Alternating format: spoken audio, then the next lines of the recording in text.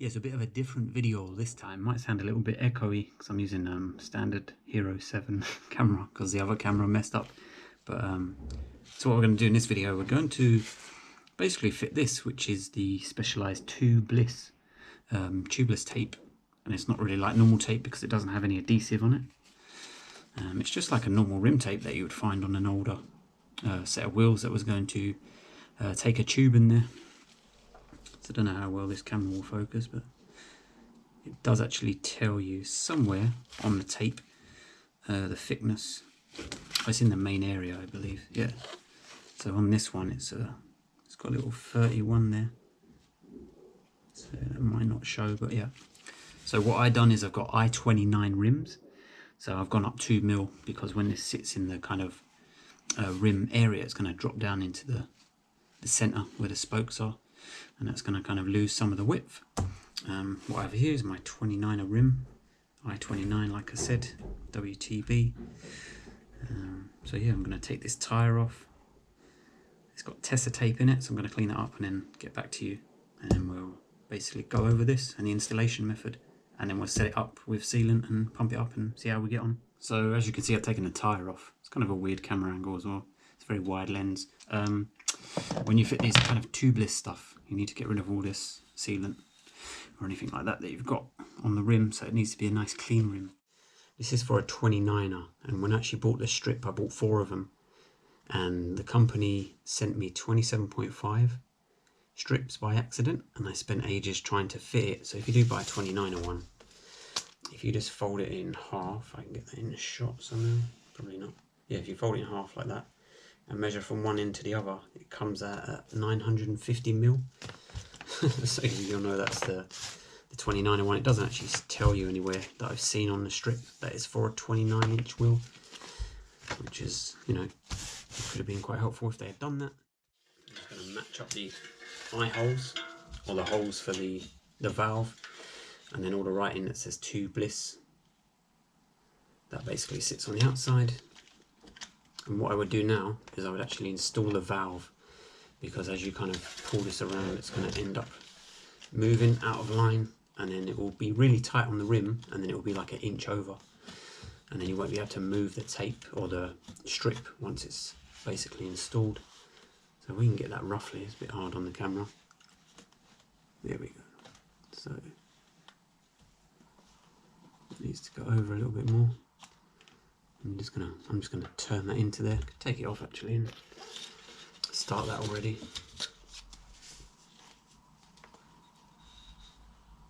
There we go. So I just personally prefer the Schrager valve. I find them a little bit more robust and a little bit more reliable, I guess.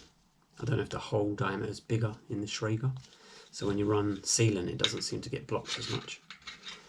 So you just drop that into there. I'm just gonna put like the little tubeless nut on there to hold that in place, and that will stop that moving when we do the rest of the rim strip.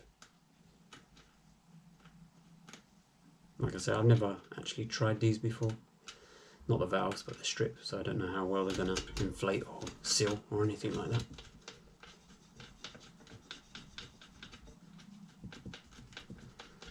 So you just do that up and keep that in place there. And then the rest of it, you just pull it round.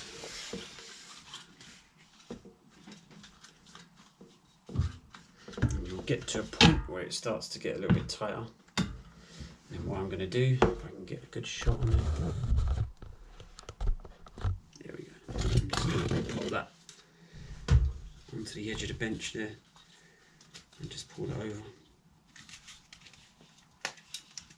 And this tape is pretty strong. Like I said, I did try by accident because they sent me the wrong ones to install a 27.5 strip on this actual rim here.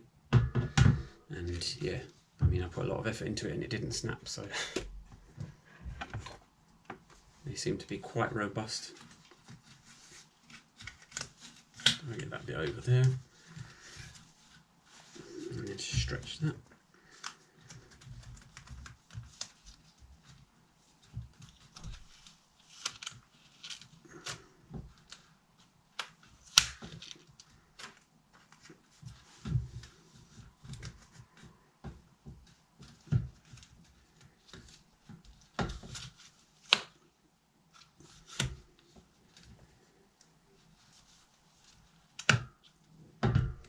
going to work, hopefully. Pull that bit over later. And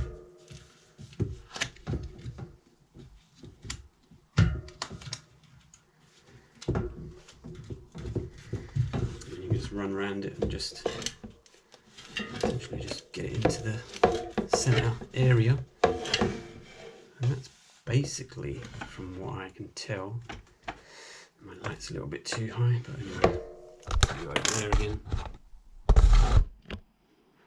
That's basically, from what I can tell, is the install method. Now what you want to do is just check all the edges and make sure they're nice and flat. Like I said, when I bought it, they came wrapped up and they had the elastic band around them and it damaged some of the edges. So you just want to check all those edges and make sure they're nice and flat. There is a bit here which may not really be too visible on the camera, but it's just gone, it just curled and went up. So I'm just going to drag that over a little bit. Yeah, just check it and make sure it's kind of central, I guess. That would be a good idea. It's a little bit difficult for me to get central on the camera because I can't see in there. Yeah, I'll check that. And if I have any problems, I'll show them on the camera and then I'll get on to the next bit. One of the other things is, if you do find that, I'm just going to try and sabotage this bit. If you do find you get a bit that's folded over and you can't just get your fingers on it, just use something plastic, like a tyre lever, to get under the edge somewhere. And just make sure that's all straightened out. And so far, so good. And what we're going to do now is just mount the tyre and then see how well it inflates with a bit of sealant in there. So yeah, if you've got a tyre ready, just make sure you've got a tubeless ready tyre. And also check the direction, because some of the tyres will have arrows on them. So before you mount them to the rim, what you want to do is make sure the tyre's around the right way. Yeah, so this is the stuff that I use. I'm not really going to advise anybody on sealant. I did try some of the Joe Eco stuff, which is the green stuff, and well, this French stuff is a lot better. But how good this is compared to some of the other ones, I don't really know. I quite like it. But what we got here is 100ml, a little bit over 100ml, because I know some of it's going to be left in the beaker. So I'm just going to chuck that into the tyre area. We can move our little camera set up there. Yeah, it's going to get messy.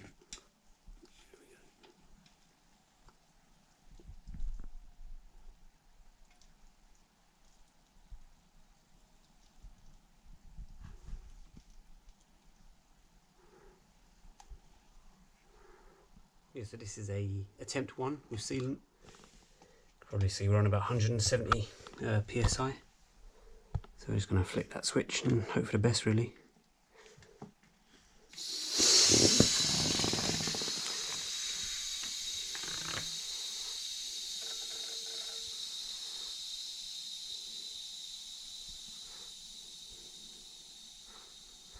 Almost, it's just a bit.